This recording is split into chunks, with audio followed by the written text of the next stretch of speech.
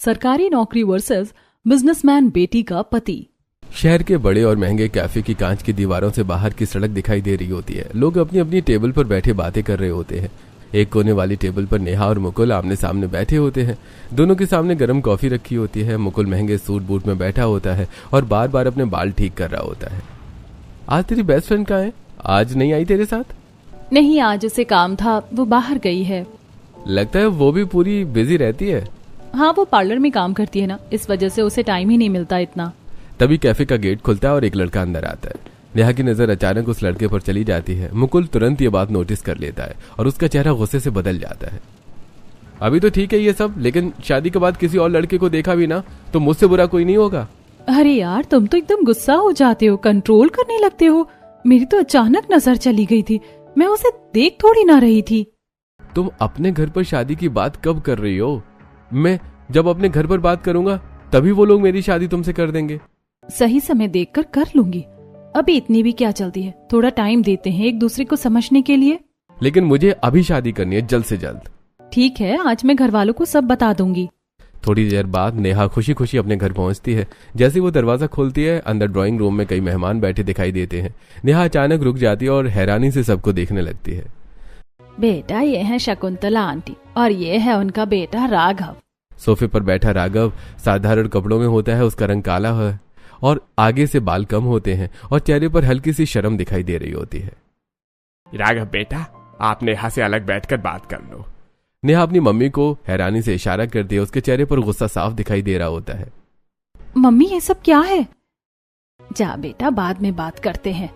मजबूरी में नेहा और राघव दूसरे कमरे में जाकर बैठ जाते हैं। राघव शर्माते हुए नेहा की तरफ देखता है, वो कुछ जवाब नहीं देती है।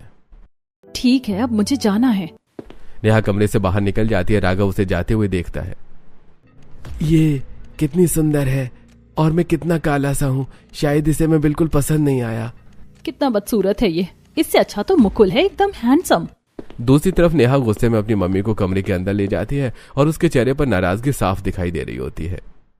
मम्मी, आपने मुझसे बिना पूछे मेरा रिश्ता कैसे पक्का कर दिया? ये सब क्या चल रहा है? बेटा, लड़के की सरकारी नौकरी है, कौन सी पोस्ट पर है बताना जरा। बेटा, पोस्ट तो वो झाड़ू पोछा लगाता है, कोई कर्मचारी वगैरह है। क्या? मैं शादी एक कर्मचारी से करूंगी? हम चाहते थे कि तू सब जानकर ही शादी करे, इसलिए झूठ नहीं बोला। अगर किसी भी लड़के की सरकारी नौकरी हो तो इसका मतलब ये नहीं कि आप मेरी शादी कर दोगी। ऐसे तो वो बाथरूम धोने वाला होता तब भी शादी कर देती, और वैसे भी मुझे एक लड़का पसंद है। तभी मोहन जी गुस्से में कमरे के अंदर आ जाते हैं। उनके चेहरे पर सख्ती साफ दिखाई दे रही होती है। जो मैंने फैसला ले लिया है अब वो फाइनल है। अगर तू अपनी मनमानी करने की सोची ना तो देख लेना, मुझसे बुरा कोई नहीं होगा। लेकिन पापा, जो बात होनी थी वो हो चुकी है, अभी जाकर सबके सामने शादी के लिए हाँ कर। नेहा की आंखों में आंसू आ जाते हैं। वो मजबूरी में धीरे धीरे बाहर ड्राइंग रूम में जाती है। सभी लोग उसकी तरफ उम्मीद से देख रहे होते हैं।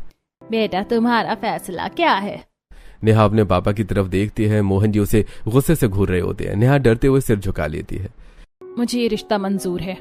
ये सुनते ही राघव के चेहरे पर खुशी आ जाती है। उसकी आंखों में चमक दिखाई देने लगती है। मैं तो इतना बेकार दिखता हूँ, फिर भी इन्होंने मुझे चुन लिया। पहली बार ऐसा हुआ है कि किसी ने मेरी शक्ल नहीं, मेरी सीरत को पसंद किया है। शाम को नेहा उदास चेहरे के साथ अपनी बेस्ट फ्रेंड शिल्पा के घर जाती है। दोनों के घर बराबर बराबर में बने होते हैं। यार, मेरे घर वालों ने मेरा रिश्ता पक्का कर दिया, मैं क्या करूं? क्या? तेरा रिश्ता पक्का हो गया इतनी जल्दी? और तुझे तो कोई लड़का भी पसंद था ना, तूने मुझे उसके बारे में अभी तक बताया भी नहीं। पसंद तो है, लेकिन अब मैं क्या करूं, घर वाले ही नहीं मानते, और तुझे बताकर भी क्या करती जब अभी तक वो फाइनल ही नहीं था। लड़का कौन है जिससे तेरी शादी पक्की हुई है? सरकारी नौकरी वाला है, बस घर वालों को यही चाहिए था। दूसरी तरफ रात को नेहा अपने कमरे में अकेली बैठी होती है। उसकी आंखें नम होती हैं। वो डरते डरते मुकुल को फोन लगाती है। दूसरी तरफ मुकुल अपने बड़े कमरे में बैठा लैपटॉप चला रहा होता है। मुकुल, मेरे पापा ने मेरा रिश्ता पक्का कर दिया है। मैं उन्हें बता ही नहीं पाई कि तुम मुझे कितना पसंद हो और मुझे शादी तुमसे ही करनी है। ये सुनते ही मुकुल का चेहरा गुस्से से लाल हो जाता है। वो अचानक खड़ा हो जाता है। क्या? तेरा रिश्ता पक्का हो गया? अरे तूने मुझे बताया भी नहीं। तेरी हिम्मत कैसे हुई मेरे साथ चीटिंग करने की? मेरी पूरी बात तो सुन लो, मेरी मर्जी नहीं है, ये सब घर वालों की मर्जी है। मुकुल गुस्से में फोन काट देता है। नेहा रोते हुए फोन को देखती रह जाती है। दूसरी तरफ मुकुल अपने घर में इधर उधर चीजें फेंकना शुरू कर देता है। टेबल पर रखा गिलास जमीन पर गिरकर टूट जाता है। ये ऐसे कैसे किसी और से शादी कर सकती है? इसको तो मैं सबक सिखाकर ही रहूंगा। मुकुल की आंखों में गुस्सा और ईगो साफ दिखाई दे रहा होता है। इसकी जो बेस्ट फ्रेंड शिल्पा, मैं उससे शादी कर लूंगा। इसे तब पता चलेगा कि एक बिजनेसमैन को छोड़ने का नतीजा क्या होता है। एक सरकारी नौकरी के चक्कर में इसने अपनी शादी कहीं और तय कर ली। अगली सुबह मुकुल अपने बड़े और आलीशान घर की सीढ़ियों से नीचे उतरता है। उसने महंगा सूट पहन रखा है और हाथ में लेदर का बैग होता है। उसकी मम्मी सुनीता डाइनिंग टेबल पर बैठी चाय पी रही होती है। मम्मी, आज हमें एक लड़की के घर रिश्ता लेकर जाना है। मुझे वो लड़की बहुत पसंद है। बस आपको सीधा उसका हाथ मांगना है और उन्हें बता देना है कि मैं कितना बड़ा बिजनेसमैन हूँ। बेटा, लड़की और उसके घर वालों के बारे में कुछ तो बता दो। बस जितना मैंने बोल दिया है उतना ही करना है आपको। सुनीता थोड़ा डरकर चुप हो जाती है। घर में सभी लोग मुकुल के गुस्से वाले स्वभाव से डरते हैं।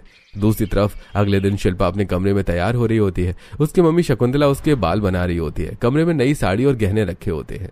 मम्मी, कुछ तो बताओ, लड़का कौन है, कहाँ का है और अचानक से ऐसे ही कोई मेरा रिश्ता मांगने कैसे आ गया? बेटा, वो लोग बता रहे थे कि उन्होंने तुझे किसी शादी में देखा था। लड़का भी तुझे पहले से पसंद करता है। एक बार मिल ले, क्या पता लड़का अच्छा हो। थोड़ी देर बाद घर के बाहर बड़ी काली गाड़ी आकर रुकती है। मुकुल सूट बूट पहनकर गाड़ी से उतरता है। उसके बाल सेट होते हैं, हाथ में महंगी घड़ी चमक रही होती है और उसकी पर्सनैलिटी बहुत आकर्षक लग रही होती है। शिल्पा पहली बार मुकुल को देखती है और कुछ सेकंड्स तक उसे देखती रह जाती है। मुकुल भी हल्की मुस्कान के साथ शिल्पा को देख रहा होता है।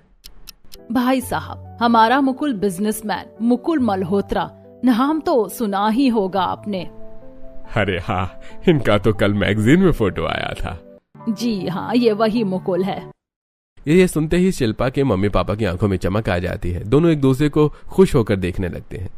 हमें तो रिश्ता बिल्कुल मंजूर है। हमारी बेटी इतने बड़े परिवार की बहू बनेगी, ये तो हमारे लिए सौभाग्य की बात है। मुकुल लगातार शिल्पा को देख रहा होता है। शिल्पा भी हल्की मुस्कान के साथ उसे देख रही होती है। थोड़ी देर बाद दोनों को अकेले में बात करने को भेज दिया जाता है। अरे, मुझे तो तुम पहले से ही पसंद हो। लेकिन हमारी कभी मीटिंग तो हुई नहीं। अच्छा, तो नेहा ने अभी तक इसको भी नहीं बताया मेरे बारे में, इसलिए इसको पता नहीं है मैं कौन हूँ। मुकुल चेहरे पर नकली मुस्कान लाकर शिल्पा की तरफ देखता है। अरे, वो तो मैं आपका एडमायरर हूं ना, इसलिए। अगले दिन शाम को नेहा और शिल्पा अपने अपने घरों की जुड़ी हुई छत पर चारपाई पर बैठी बातें कर रही होती हैं। यार, मेरे घर वालों ने मेरा भी रिश्ता पक्का कर दिया है। अच्छा, कौन है लड़का? पता नहीं, कोई बड़ा बिजनेसमैन है, मुकुल मल्होत्रा नाम है उसका। ये नाम सुनते ही नेहा के चेहरे का रंग उड़ जाता है। उसके पैरों तले जमीन जैसे खिसक जाती है। वो हैरानी से शिल्पा को देखने लगती है। मुकुल मल्होत्रा? हाँ, तू जानती है क्या उसे? नहीं, बस नाम सुना हुआ लगा। नेहा चेहरे पर नकली मुस्कान बनाए रखती है। शिल्पा लगातार मुकुल की तारीफ करती रहती है। यार, वो इतना हैंडसम है ना, और इतना बड़ा बिजनेसमैन भी। मुझे तो अभी तक यकीन नहीं हो रहा। नेहा की आंखों में आंसू आ जाते हैं। रात को नेहा अपने कमरे में अकेली बैठी होती है। दूसरी तरफ मुकुल अपने आलीशान कमरे में बैठा ड्रिंक पी रहा होता है। मुकुल, तुमने मेरी बेस्ट फ्रेंड के घर रिश्ता भेज दिया। मैं नहीं मिली तो तुमने बड़ी जल्दी स्विच कर लिया। अब देख उसकी कितनी किस्मत बढ़िया निकलेगी, और तू सरकारी कर्मचारी के साथ अपनी किस्मत फोड़वा। अब देखना मैं तेरी दोस्त को कैसे अपना बनाऊंगा। कुछ दिनों में ही हमारी शादी हो जाएगी। तुझसे ज्यादा ग्रैंड शादी होगी उसकी। तुम ऐसा क्यों कर रहे हो? ये सब मुझे हर्ट करने के लिए कर रहे हो ना। मैं अपने रिश्ते से वैसे ही खुश नहीं हूँ और तुम मुझे और परेशान कर रहे हो। मुझे पता है तू कितनी खुश है और कितनी नहीं। तूने अपनी बेस्ट फ्रेंड को भी नहीं बताया मेरे बारे में, यानी तू कभी मुझे प्यार ही नहीं करती थी। तूने मुझे डिच कर दिया। नहीं, ऐसी बात नहीं है। मैं उसे बताने ही वाली थी, लेकिन मौका ही नहीं मिला। बस ठीक है, फोन काट दे और आइंदा से मुझे फोन मत करना। मुकुल तुरंत फोन काट देता है और नेहा का नंबर ब्लॉक कर देता है। नेहा रोते हुए फोन को देखती रह जाती है। अगली सुबह दोनों घरों की बालकनी में मधुबाला और शकुंतला खड़ी होती। दोनों एक दूसरे को बिल्कुल पसंद नहीं करती और हर बात में ताने मारती रहती हैं। मेरी बेटी का तो रिश्ता एक बड़े बिजनेसमैन से तय हो गया है। दूसरी तरफ मधुबाला भी बालकनी में खड़ी कपड़े सुखा रही होती है। हाँ, मेरी बेटी का रिश्ता भी सरकारी लड़के से हुआ है। सरकारी नौकरी का तो बस ठप्पा है। वैसे तो वो झाड़ू पोछा लगाने वाला कर्मचारी है ना। तो क्या हो गया, कोई काम छोटा बड़ा नहीं होता। इंसान की सीरत देखनी चाहिए, ना कि सूरत। और वैसे भी अगर तेरा दामाद बिजनेसमैन है और आगे तेरी बेटी को खुश ना रखे, फिर तू ये अपनी छोटी सोच अपने छोटे दिमाग तक सीमित रख। उसे यहाँ तक पहुँचाने की जरूरत नहीं है। इतना अमीर लड़का है, मेरी बेटी राज करेगी उस घर में। हाँ जा जा, मेरा दामाद भी मेरी बेटी को बहुत खुश रखेगा। कुछ दिनों बाद दोनों बेस्ट फ्रेंड की शादी एक ही दिन अलग अलग मंडप में होती है। एक तरफ साधारण से मंडप में राघव और नेहा की शादी हो रही थी, दूसरी तरफ बड़े होटल में मुकुल और शिल्पा की ग्रैंड शादी चल रही होती है। चारों तरफ चमक दमक और बड़े बड़े झूमर लगे होते हैं। शादी के बाद नेहा अपने घर पहुंचती है। राघव का घर 2 मंजिला और साधारण होता है और घर ज्यादा मॉडर्न नहीं होता, लेकिन साफ सुथरा होता है। कमला दरवाजे पर आरती की थाली लेकर खड़ी होती है। बहू, घर में स्वागत है तुम्हारा। नेहा चुपचाप गृह प्रवेश करती है। उसके चेहरे पर बिल्कुल भी खुशी नहीं होती। दूसरी तरफ शिल्पा अपने आलीशान ससुराल पहुंचती है। बड़ा बंगला, चमचमाती लाइटें, संगमरमर की सीढ़ियां और नौकर चाकर चारों तरफ खड़े होते हैं। सुनीता बड़े गर्व से शिल्पा का गृह प्रवेश करवाती है। अब ये पूरा घर तुम्हारा है बहू। रात को नेहा अपने कमरे में घूंघट करके बिस्तर पर बैठी होती है। पूरा कमरा फूलों से सजा होता है। तभी राघव धीरे से कमरे में आता है। राघव हल्की मुस्कान के साथ नेहा के सामने बैठता है और धीरे से उसका घूंघट उठाता है, लेकिन नेहा के चेहरे पर गुस्सा साफ दिखाई दे रहा होता है। तुम सो जाओ, हम कल बात करेंगे। राघव प्यार से नेहा के गाल पर हाथ रखने की कोशिश करता है, तभी नेहा गुस्से में उसका हाथ झटक देती है। हाथ दूर करो अपना, और मुझे बिना मेरी परमिशन के छूने की कोशिश मत करना, वरना देख लेना तुम्हारा क्या बुरा हाल करूंगी। राघव तुरंत डरकर पीछे हट जाता है। सॉरी यार, मैं जानता हूँ पहले हर चीज के लिए कंसेंट जरूरी होता है। मैं आइंदा से बिना पूछे तुम्हें कभी टच नहीं करूंगा। नेहा गुस्से से दूसरी तरफ मुंह करके लेट जाती है। राघव भी चुपचाप बेड की दूसरी तरफ जाकर लेट जाता है। वहीं दूसरी तरफ शिल्पा अपने आलीशान कमरे के बेड पर बैठी होती है। पूरा कमरा एस्थेटिक स्टाइल से सजा होता है। दीवारों पर वार्म लाइट्स लगी होती हैं। सफेद फूलों की सजावट होती है। बड़े बड़े पर्दे होते हैं। शिल्पा भारी लहंगे में थोड़ा असहज महसूस कर रही होती है। तभी मुकुल दरवाजे बंद करके अंदर आता है। उसने ब्लैक कलर का नाइट सूट पहन रखा होता है और चेहरे पर हल्की मुस्कान होती है। वो धीरे धीरे शिल्पा के पास आता है और उसका घूंघट हटाता है। अरे आज तो तुम बहुत खूबसूरत लग रही हो। मुकुल जानबूझकर उसके बहुत करीब आने लगता है और उसके हाथ को पकड़ने की कोशिश करता है। शिल्पा तुरंत थोड़ा पीछे हट जाती है। ये सब क्या कर रहे हो तुम? थोड़ा दूर हटो मुझसे। इस जमाने के होकर भी तुम इतनी बोल्ड नहीं हो कि ये सब कर सको। ये 2026 चल रहा है, आजकल तो सब ओपन माइंडेड होते हैं। तुम्हें कंसेंट नाम की चीज का पता भी है या नहीं? तुम एकदम ही इतना करीब आ रहे हो। शादी का मतलब ये नहीं कि तुम्हें हर चीज करने की फ्रीडम मिल गई है, और मुझसे दूर रहा करो। ये सुनते ही मुकुल के चेहरे पर गुस्सा आ जाता है। वो चुपचाप गुस्से में जाकर दूसरी तरफ लेट जाता है। शिल्पा ड्रेसिंग टेबल के सामने बैठकर अपना मेकअप साफ करने लगती है। उसके चेहरे पर चिंता साफ दिखाई दे रही होती है। पता नहीं कैसा लड़का है। घर वालों ने शादी तो कर दी, लेकिन मुझे तो इस पर डाउट हो रहा है। अगली सुबह सूरज की रोशनी खिड़कियों से अंदर आ रही थी। मुकुल अपने बड़े कमरे में ऑफिस के लिए तैयार हो रहा होता है। उसने महंगा सूट पहन रखा था और बिल्कुल फिल्मी जैसा हीरो लग रहा था। वहीं दूसरी तरफ राघव अपने साधारण कमरे में लाइट ब्राउन कलर की यूनिफॉर्म पहन रहा होता है। उसके बाल कम होते हैं और सांवला चेहरा देखकर नेहा चिढ़ रही होती है। अच्छा, मैं चलता हूँ। राघव मुस्कुराते हुए घर से निकल जाता है। नेहा गुस्से से उसे जाते हुए देखती रहती है। इसकी शक्ल देखकर ही मेरा मूड खराब हो जाता है। नेहा तुरंत अपनी मम्मी को फोन लगा देती है। कैसे लड़के से शादी करवा दी आपने मेरी? बूढ़ो जैसा लगता है, पति कम बाप ज्यादा लगता है मेरा। ना इसके सर पर पूरे बाल है और ऊपर से इतना काला है। ऊपर से अपनी कर्मचारी वाली यूनिफॉर्म पहनकर जा रहा था।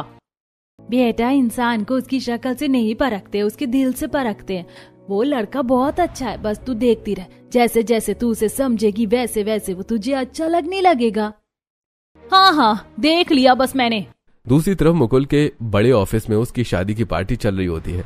पूरा ऑफिस लाइट्स और सजावट से चमक रहा होता है। सभी कर्मचारी मुकुल और शिल्पा को बधाई दे रहे होते हैं। शिल्पा भारी साड़ी और गहनों में तैयार होकर मुकुल के साथ खड़ी होती है। यह है मेरी बेबी शिल्पा। आज ये पार्टी इन्हीं की वजह से रखी गई है। आप सब मिल सकते हैं इनसे। ऑफिस के सारे एम्प्लॉइज शिल्पा से मिल रहे होते हैं। तभी मौका देखकर मुकुल वहां से चुपचाप गायब हो जाता है। मुकुल अपने केबिन में जाकर कुर्सी पर बैठ जाता है। तभी एक लड़की उसके पास आती है और उंगली से उसके चेहरे को टच करने लगती है। मुकुल भी उसके बहुत करीब बैठा मुस्कुरा रहा होता है। उधर शिल्पा बाहर परेशान होकर इधर उधर मुकुल को ढूंढ रही होती है। अरे ये मुकुल कहाँ चला गया? अभी तो मैं यहाँ किसी को जानती भी नहीं हूँ, मुझे अकेले छोड़कर चला गया। शिल्पा हर केबिन में जाकर देखती है। आखिर में वो सीधे मुकुल के केबिन के पास पहुंचती है। जैसे ही दरवाजा खोलती है, सामने का नजारा देखकर वो चौंक जाती है। ये सब क्या हो रहा है यहाँ? मुकुल तुरंत लड़की से दूर हट जाता है। तुम जाओ यहाँ से। लड़की जल्दी से वहां से निकल जाती है। शिल्पा गुस्से से मुकुल को देख रही होती है। अभी तो हमारी नई नई शादी हुई है और तुम्हारे ड्रामे शुरू हो गए। मुकुल अचानक शिल्पा का मुंह बंद कर देता है और उसे दीवार से लगा देता है। शिल्पा डर जाती है। एकदम चुप हो जाओ, चिल्लाने की कोई जरूरत नहीं है। और ये जो भी हो रहा है ये सच्चाई है, सच्चाई है तुम्हारी। मैंने सिर्फ तुमसे एक रिवेंज के लिए शादी की है, मेरा और तुम्हारा कोई लेना देना नहीं है। मतलब फिर मुझसे शादी ही क्यों करी? मैं ये सब अपने घर वालों को बता दूं और इस रिश्ते को अभी खत्म कर दूंगी। मुकुल गुस्से में उसका हाथ जोर से मरोड़ देता है। शिल्पा दर्द से तड़प उठती है। अगर घर वालों को बताने की कोशिश भी करी ना तो तुम्हारी जान निकाल लूंगा। शिल्पा डरकर चुप हो जाती है, उसकी आंखों में आंसू आ जाते हैं। और बाहर किसी को ये सब दिखाया ना तो तुम्हारी टांगें तोड़ दूंगा। कुछ देर बाद शिल्पा आंसू पोंछकर बाहर आती है। बाहर सभी एम्प्लॉय हंसते हुए उससे बातें कर रहे होते हैं। शिल्पा मजबूरी में नकली हंसी दिखा रही होती है, जबकि अंदर से पूरी तरह टूट चुकी होती है। दूसरी तरफ नेहा अपने कमरे में चुपचाप लेटी होती है। तभी बाहर से दरवाजा खुलने की आवाज आती है। राघव काम से वापस घर आता है, चेहरे पर थकान दिखाई दे रही होती है। मम्मी, नेहा कहाँ है? बेटा, आज उसके पेट में थोड़ा दर्द हो रहा है, कमरे में आराम कर रही है। अच्छा चलो कोई बात नहीं। राघव बिना कुछ बोले वापस बाहर चला जाता है। थोड़ी देर बाद वो मोहल्ले की दुकान पर खड़ा दिखाई देता है। दुकान में रंग बिरंगी चॉकलेट्स और स्नैक्स रखे होते हैं। भैया, वो वाली डेयरी मिल्क देना और एक छोटा केक भी पैक कर दो। कुछ देर बाद राघव हाथ में छोटा बैग लेकर वापस घर आता है। वो धीरे से कमरे का दरवाजा खोलता है। नेहा अभी भी उदास होकर लेटी होती है। ये मैं तुम्हारे लिए लेकर आया हूँ। राघव उसके सामने चॉकलेट और छोटा केक रख देता है। नेहा हैरानी से उसकी तरफ देखने लगती है। Thank you so much. पहली बार नेहा के चेहरे पर हल्की मुस्कान आती है। राघव भी उसे देखकर खुश हो जाता है। धीरे धीरे नेहा को राघव की अच्छाई दिखने लगती है। उसका केयर करना और छोटी छोटी बातों का ध्यान रखना नेहा के दिल को छूने लगता है। वहीं दूसरी तरफ शिल्पा की जिंदगी दिन ब दिन नरक बनती जा रही थी। मुकुल के आलीशान घर में उसके कुछ कलीग्स आए होते हैं। ड्राइंग रूम में सब लोग हंस हंस कर बात कर रहे होते हैं। शिल्पा किचन में खाना बना रही होती है। उसके हाथों पैरों और चेहरों पर कई जगह चोट और पिटाई के निशान दिखाई दे रहे होते हैं। वो दर्द में भी चुपचाप काम कर रही होती है। तभी मुकुल गुस्से में किचन के अंदर आता है और धीरे लेकिन खतरनाक आवाज में उस पर चिल्लाने लगता है।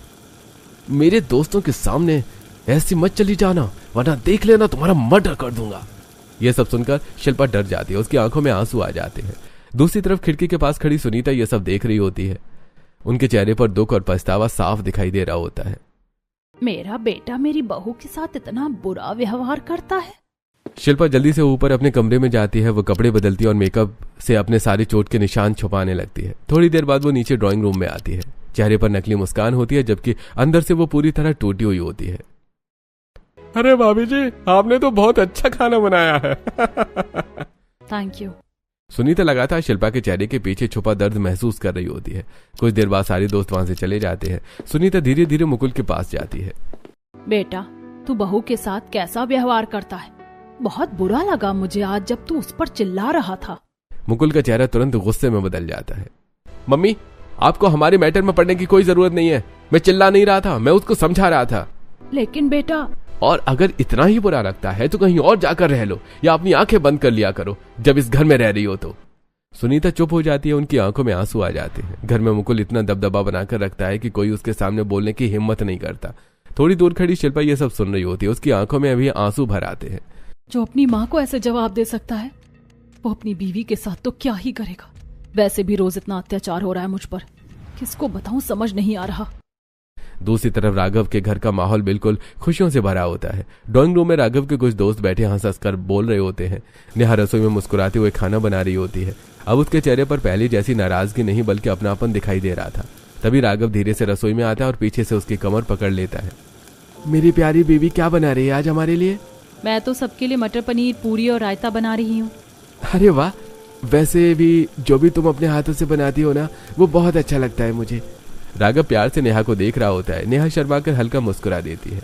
सच में राघव मेरी जिंदगी में आए हैं तब से मैं अपने आप को बहुत खुशकिस्मत समझती हूँ। कुछ दिनों बाद दोनों बेटियां अपने अपने मायके आती हैं। नेहा के चेहरे पर खुशी साफ दिखाई दे रही होती है।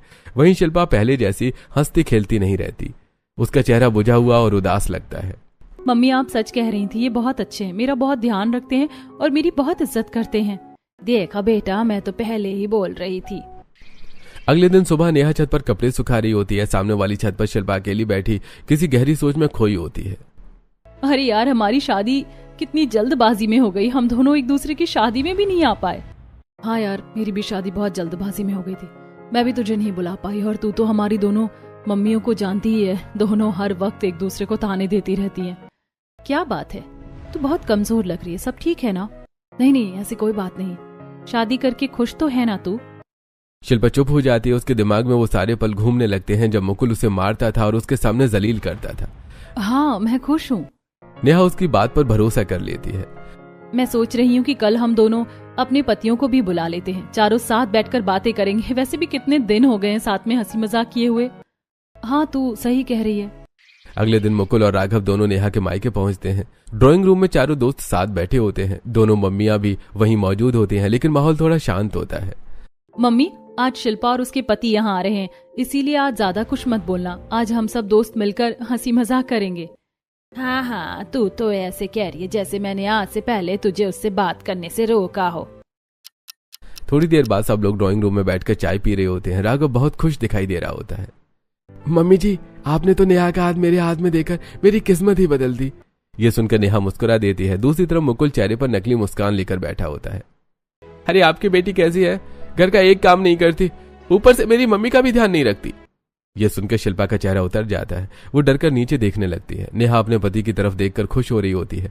कुछ देर बाद दोनों अपने अपने ससुराल लौट जाते हैं। रात को राघव अपने कमरे में छोटे से डिब्बे के साथ आता है। नेहा हैरानी से उसे देखती है। तुम्हारे लिए कुछ लाया हूँ। राघव डिब्बा खोलता है। अंदर सुंदर चांदी की पायल रखी होती है। नेहा खुशी से मुस्कुरा उठती है। ये मेरे लिए? हाँ, मेरी बीवी के लिए। राघव प्यार से नेहा के पैरों में अपने हाथों से पायल पहनाने लगता है। नेहा उसे प्यार से देख रही होती है। वहीं दूसरी तरफ शिल्पा अपने कमरे में बैठी होती है। उसके पैरों में भी पायल होती है। तभी मुकुल गुस्से में उसके पास आता है और जोर से उसके पैरों से पायल खींच लेता है। पायल खींचने से शिल्पा के पैरों में लाल निशान पड़ जाते हैं। वो दर्द से कांप उठती है। तुम इन सब के लायक ही हो, तभी तुम्हारी अकल ठिकाने आएगी। जितनी तेरी जुबान चलती है ना, वो थोड़ी कम हो जाएगी। आजकल के जमाने में भी ऐसा होता है। मुझे ये सब सहन नहीं करना चाहिए। मुझे ये सारी बातें अपने घर वालों को बता देनी चाहिए। अब उस दिन की मीटिंग के बाद से नेहा को शिल्पा की हालत बहुत अजीब लगने लगती है। शिल्पा हर वक्त डरी डरी सी रहती थी और उसकी आंखों में हमेशा डर दिखाई देता था। नेहा अपने कमरे में बैठी सोच रही होती है। मुझे ऐसा लगता है कि शिल्पा अपनी शादी से खुश नहीं है और अपने पति से बहुत डरती है। राघव ऑफिस जाने के लिए तैयार हो रहा होता है। तभी नेहा उसके पास आती है। आज आप ऑफिस से छुट्टी ले लो ना, आज हम मेरी दोस्त से मिलने चलेंगे उसके घर। ठीक है, मैं छुट्टी ले लेता हूँ, चलते हैं। थोड़ी देर बाद दोनों शिल्पा के आलीशान घर पहुंचते हैं। बाहर बड़ी बड़ी गाड़ियां खड़ी होती हैं, लेकिन घर के अंदर का माहौल बहुत भारी और डरावना लगता है। ऊपर कमरे में मुकुल शिल्पा पर चिल्ला रहा होता है। शिल्पा रो रो कर बुरी हालत में होती है। उसकी आंखें सूज चुकी होती है। मैंने कहा था ना, मेरे खिलाफ जाने की कोशिश मत करना। तभी मुकुल खिड़की से नीचे देखता है और उसे नेहा और राघव आते दिखाई देते हैं। तुम्हारी दोस्त आई है नीचे, ये आंसू पोंछ लो और जितने भी निशान हैं उन्हें मेकअप से कवर कर लो और निकलो इस कमरे से। मुकुल गुस्से से नीचे उतरकर घर से बाहर निकल जाता है। नेहा उसे देख रही होती है, लेकिन मुकुल उसे देखकर भी एटीट्यूड में वहां से निकल जाता है। हेलो मुकुल जी।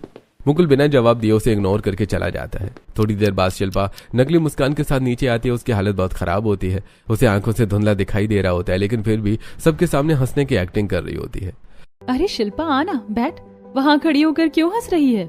शिल्पा आगे बढ़ने की कोशिश करती है। तभी उसे बहुत तेज चक्कर आता है। उसकी नाक से खून निकलने लगता है और वो सीधे नेहा की गोद में गिर जाती है। शिल्पा? नेहा तुरंत टेबल पर रखा पानी का जग उठाती है और उसके चेहरे पर पानी के छींटे मारती है। कुछ सेकंड बाद शिल्पा अचानक डरकर आंखें खोल देती है। नहीं, मुझे मत मारो। कोई नहीं मार रहा तुझे, और तुझे क्या हुआ? ऐसे क्यों बिहेव कर रही है तू? शिल्पा को मुकुल का डरावना चेहरा याद आने लगता है। कुछ नहीं, वो मैं तो अचानक डर गई थी। अगले दिन नेहा और शिल्पा एक कैफे में मिलती हैं। शिल्पा सहमी हुई सी कुर्सी पर बैठी होती है। यार तुझे क्या हो गया? पहले तो कितनी हंसती रहती थी और अब हर वक्त डरी डरी सी रहती है। यार मेरा पति मुझे बहुत मारता पीटता है और उसका दूसरी लड़कियों के साथ भी अफेयर है। तो उसके खिलाफ कोई सबूत तो होगा ना तेरे पास? अगर वो इतना गलत है तो हमें उसे सबक सिखाना ही होगा। हाँ, सबूत तो है। मैंने कमरे में एक हिडन कैमरा लगा रखा है, लेकिन मेरे मम्मी पापा की इज्जत का क्या होगा? तुझे अपने मम्मी पापा की इज्जत देखनी है या अपनी जिंदगी? इतने बड़े घर की बहू होकर भी तुझे नौकरानी की तरह रहना पड़ रहा है। इससे बुरा और क्या हो सकता है? और मैं तेरे साथ हूँ, जो होगा हम दोनों बहनें मिलकर देख लेंगी। अगले दिन शिल्पा अपने कमरे से हिडन कैमरा निकालकर नेहा को दे देती है। नेहा अपने फोन में सारी वीडियो देखती है। वीडियो में मुकुल शिल्पा को मारता और धमकाता है। इस दरिंदे को हम ऐसे खुला नहीं छोड़ सकते, इसे सबक सिखाना ही होगा। और अभी चल तू मेरे साथ अपने घर, वहाँ सबको सच्चाई बताएंगे। नेहा शिल्पा को लेकर उसके मायके पहुंचती है। घर में दोनों परिवार मौजूद होते हैं। नेहा टीवी पर वो रिकॉर्डिंग्स चलाकर सबको दिखाती है। वीडियो देखकर सबके पैरों तले जमीन खिसक जाती है। घर में सन्नाटा छा जाता है। आंटी जी, अपनी आंखों से देख रही हो ना कि आपकी बेटी पर कितना अत्याचार हो रहा है।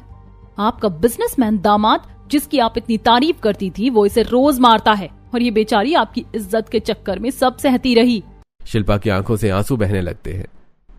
बेटा, तूने मुझे ये पहले क्यों नहीं बताया? क्योंकि इसे लगा कि आप लोग इसकी बात पर कभी विश्वास ही नहीं करोगे। उस जानवर को तो मैं अभी बुलाती हूँ। उसकी हिम्मत कैसे हुई मेरी दोस्त पर इतना अत्याचार करने की। थोड़ी देर बाद मुकुल और राघव दोनों वहां पहुंचते हैं। टीवी पर अभी भी रिकॉर्डिंग चल रही होती है। ये सब क्या ड्रामा है? ये वीडियो तुमने एआई से एडिट करवाई होगी। ड्रामा तो तुम्हें अब पता चलेगा। तभी नेहा मुकुल की कंपनी के एम्प्लॉय प्रदीप को अंदर बुलाती है। प्रदीप भैया, सबके सामने सारी सच्चाई बता दो कि ये मुकुल ऑफिस में क्या क्या करता है। अरे मुकुल भैया का व्यवहार ऑफिस में बिल्कुल अच्छा नहीं है। हम लोग शर्म के मारे किसी से कुछ कह नहीं पाते। ये फीमेल एम्प्लॉयज को गलत नजरों से देखते हैं और अपने कैबिन में बुलाकर पता नहीं क्या क्या करते हैं। ये सुनते ही घर वाले अपने मुंह पर हाथ रख लेते हैं। घर में चीखने चिल्लाने की आवाज इतनी तेज हो जाती है कि बाहर मोहल्ले में भी भीड़ लग जाती है। सुन लिया आप सबने? आपकी दोस्त पर कितना अत्याचार करता था ये। नेहा तुरंत पुलिस को फोन कर देती है। मुकुल बार बार अपनी सफाई देने की कोशिश कर रहा होता है। ए, तू चुप रह और अपने बारे में भी तो बता दे। क्या बता दूं? यही ना कि पहले एक समय पर तुम मेरे बॉयफ्रेंड थे, लेकिन मैं भगवान का शुक्रिया अदा करती हूँ कि वो रिश्ता वहीं खत्म हो गया। आज मुझे इतना अच्छा पति मिला है कि तू उसकी बराबरी अगले जन्म तक भी नहीं कर सकता। क्या ये पहले तुम्हारा बॉयफ्रेंड था? हाँ बहन, लेकिन शादी होते ही मैंने इससे सारे कॉन्टैक्ट्स खत्म कर दिए थे। उसके बाद हमारा कोई रिश्ता नहीं था। और सही किया मेरी मम्मी ने मेरी शादी तुमसे नहीं होने दी, वरना मैं तो बर्बाद हो जाती। राघव मेरे लिए बेस्ट लाइफ पार्टनर है। तभी पुलिस घर पहुंच जाती है। नेहा सारे सबूत पुलिस को दे देती है। प्रदीप भी पुलिस के सामने सारी सच्चाई बता देता है। पुलिस मुकुल को पकड़कर ले जाने लगती है। बाहर खड़े लोग उसकी वीडियो बना रहे होते हैं। सोशल मीडिया पर उसकी वीडियो वायरल हो जाती है और उसकी इज्जत पूरी तरह मिट्टी में मिल जाती है। तुझे तो मैं देख लूंगा। लेकिन अब उसकी कोई नहीं सुन रहा होता। वो पैसे देकर मामला खत्म करवाना चाहता है, लेकिन वहां मौजूद वकील उसकी सारी चाल समझ चुका होता है। देखिए, तुम पर डोमेस्टिक वायलेंस और हैरेसमेंट के केस लग चुके हैं। अब कम से कम 10 साल तक जेल से बाहर निकलना मुश्किल है। मुकुल को पुलिस सलाखों के पीछे ले जाती है। पहली बार उसके चेहरे पर डर दिखाई देता है। मुकुल के माता पिता रोते हुए सबके सामने हाथ जोड़ लेते हैं। हमें माफ कर देना, हमारे घर में रहकर भी इतना सब कुछ हो रहा था और हमें पता ही नहीं चला।